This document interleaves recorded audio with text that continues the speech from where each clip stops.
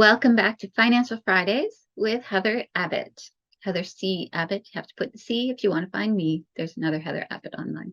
So today we are going to be talking about 3 tips for using your credit card wisely.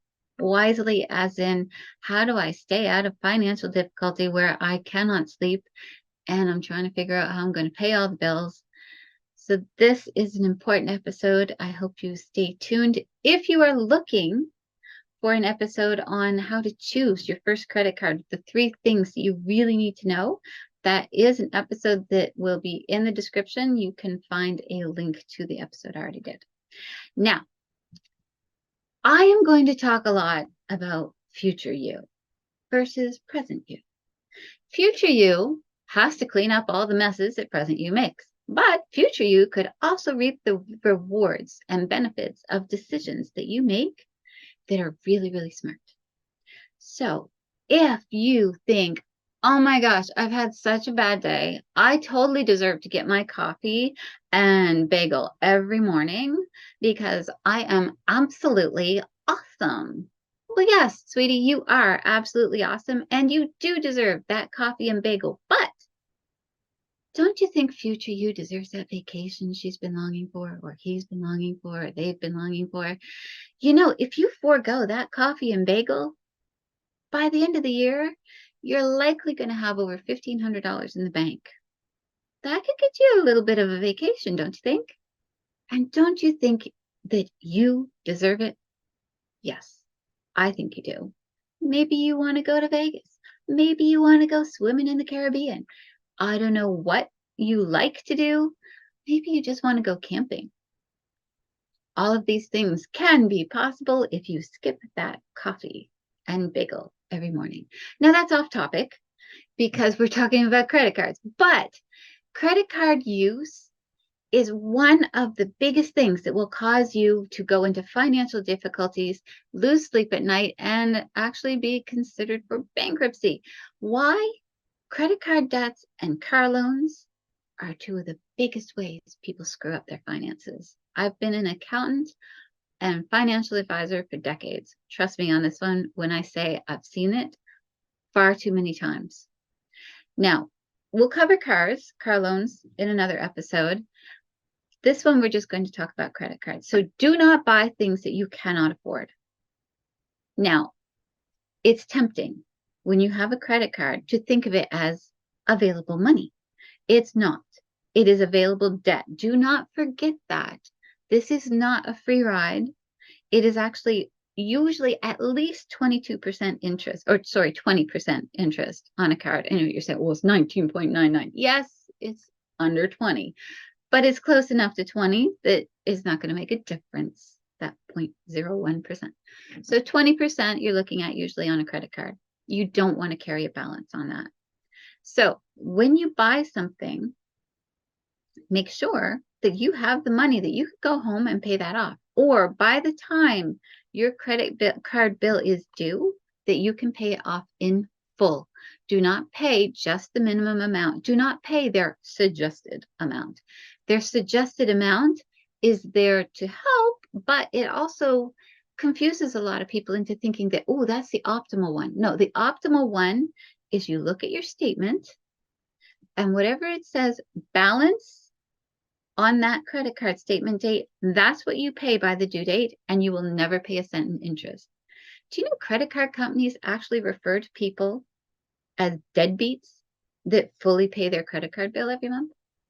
Yeah, deadbeats. You know why? Because they don't make money in interest off of us. They still make money because we use the card and they're charging people fees for using the card. But if the credit card company considers you a deadbeat, I'd say that's a good thing. Don't you? So you do not have to pay the balance that you have on the date that your payment's due.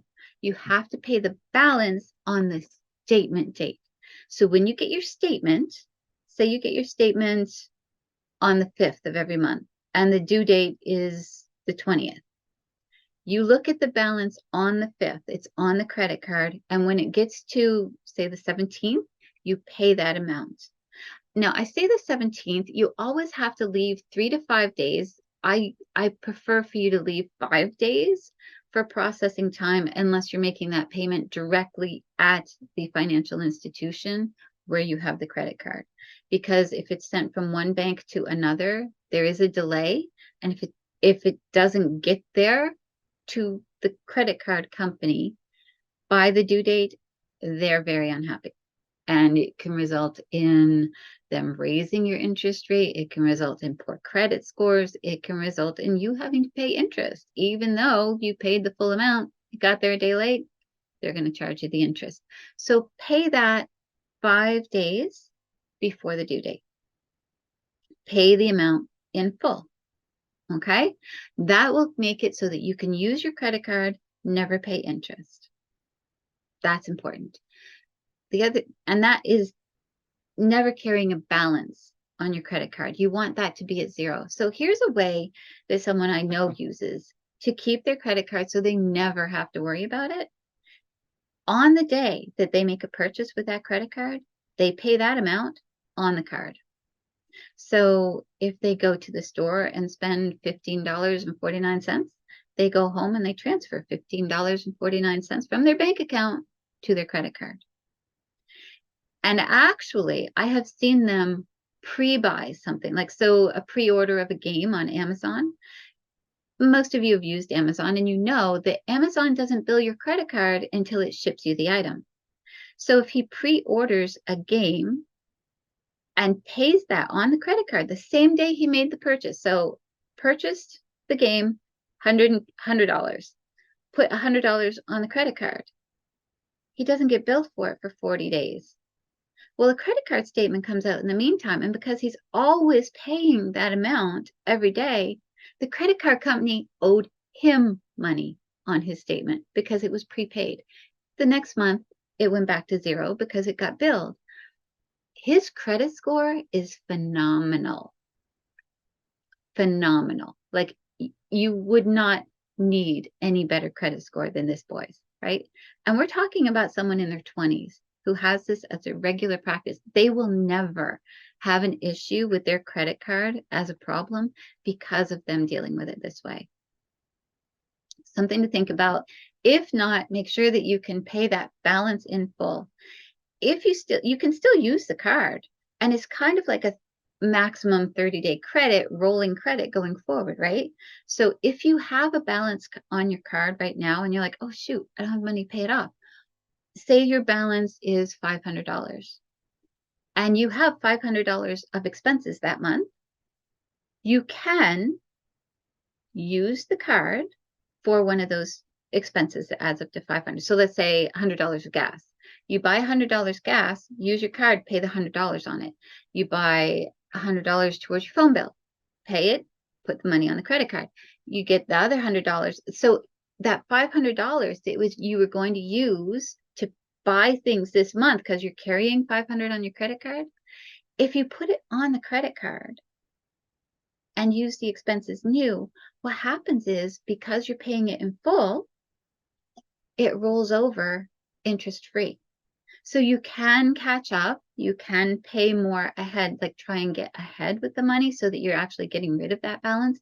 But that's a little tip for avoiding the interest charge, is if you use the card, pay the money on it, use the card, pay the money on it, then what's happened is however much you've used it for, you don't pay interest on that much of the card. So if your balance was $1,800 and this month you had $500 in expenses that you charged to the card, but you paid it on there immediately, there's only $1,300. That's $1,800 minus the $5 that was new, and it's a new charge, and you paid $500 on the card. So even though the balance is still $1,800, $500 of it is in the new billing period, which you don't have to pay. $500 of it was in the old billing period that you're going to pay interest on. So now you're only paying interest on $1,300. I may do a diagram of this and include it. I may do an article on this and include it. So that would likely end up on my website,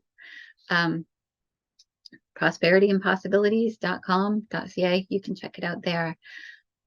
Paying it on time. That is critical. Absolutely critical. In North America, we have credit scores. Our credit scores determine the interest rate we're going to pay on things, whether or not we're going to get approved for certain things. Credit scores are important. The whole world does not use them. Surprise, North America. We're the ones that started this stuff. Other countries think it's ridiculous that you have to get debt in order to be approved to have debt, which is essentially what we're doing. But what we're saying is, hey, I have debt. I know how to manage it properly. Can you give me some more? Can you reward me with a better interest rate, right? So we're going to take that money, pay it on time, balance in full. If you cannot pay the balance in full, pay as much of it as you can and work towards paying it down. I will have information on paying off debts in other episodes. You always have to think, what would future me really benefit from me doing? Future you would love it, absolutely love it, if you remembered that that money on a credit card costs 20%. If you're tempted to use it because you have a bill that's due and you can't afford to pay the bill, and you're reaching for that credit card to put that on there, when you know you don't have the money to pay it, slap your hand and say, no, that credit card is off limits. Why? Because you will have just made life so much worse for future you. Because now future you is not only going to have to deal with that bill, paying it, because it is still a debt, they're going to have to pay the interest on it. So now things just got even tighter. I know a woman that got a credit card. She hadn't had one before. And unfortunately, she got one with a $5,000 limit, which is way too much for your first card. It should be more like $500 so that you can make sure you know how to use it responsibly, as I discussed in the other video. And what happened was she went on a vacation. It was a trip that somebody else was going on. She really wanted to go, and she used her credit card to pay for it. Things were already financially tight for her. She didn't have a lot of income. She didn't have a ton of expenses, but she had been breaking even. But now she has this $2,000, or it might have been $3,000 sitting on a credit card, which you have to make that payment every month, minimum at least, and you are paying interest. 20% on $3,000 is an extra $600, right? That's for the year. But that's a lot of money when you're just getting by. Do you really want to penalize future you $600? No.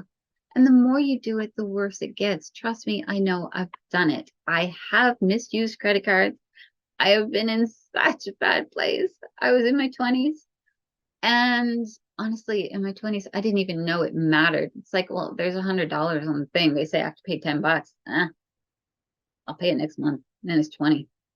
And then when I went for a loan at the bank, they're like, why weren't you making your credit card payments? I was like, it was $10. It's like, you have to make that on time. You've just ruined your credit score a little bit. Oh, didn't know. Yes, make your payments on time every month, at least the minimum, preferably in full. So this has been long enough for this episode. I've given you a couple tips. Never buy things you cannot afford. Pay it off every day if possible. Always, if you don't pay it off daily, make sure you're setting that money aside so that you can pay the bill in full when it comes before the due date, at least 5 days before the due date. And that will help your credit score. Those are very important tips. So that's enough for one day. I don't want to fill up your brain too much, but we will keep coming back and revisiting future you because I care about them. And you should too. Have a wonderful day, and I will see you on the next episode. Bye now.